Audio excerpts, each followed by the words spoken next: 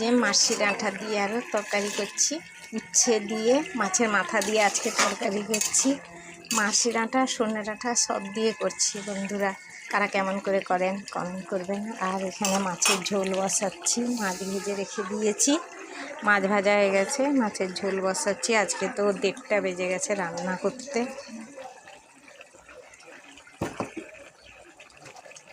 এটা গরম হয়ে গেছে, সব একসাথে বেটে নিয়েছি দিয়ে। আর টাইম নেই বন্ধুরা, আবার 5টায় ছুটো, খেয়ে না উঠতে উঠতে আবার ছুটতে হয়। যেন মাছের ঝোল আর মাছের ডাঁটার তরকারি এই দুটো করছি, দেখতে থাকুন বন্ধু। দিলাম আদা রসুন পেঁয়াজ আর টমেটো বাটা একদম। এবার হলুদ দিলাম আর লঙ্কা গুঁড়ো একটু দিলাম। তাই এটা কষতে থাকবো বন্ধুরা, কষা হলে মাছের ঝোল হবে।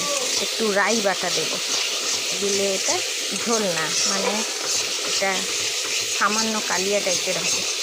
দেখতে থাকুন বন্ধুরা।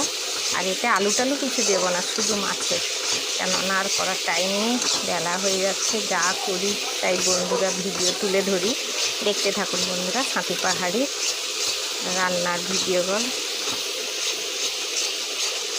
এখন 1:30টা বাজে, কী করবো বলুন, এসেই তো লেগে করতে হচ্ছে। একা কেটে বেটে হাঁড়ি ধুয়ে রান্না বসিয়ে উঠতে চলে যায়, একাই সবটা করতে হয়। তাই দেখতে থাকুন, মশলাটা কষছি। এটা হয়ে গেছে বন্ধুরা, কারা কেমন করেন আমাকে কমেন্ট করে জানাবেন। আর আমি তো এইভাবে করলাম, এতে একটু রাই বাটা দিয়েছি আর একটু জিরে গুঁড়ো দিয়েছি। কেমন ভালো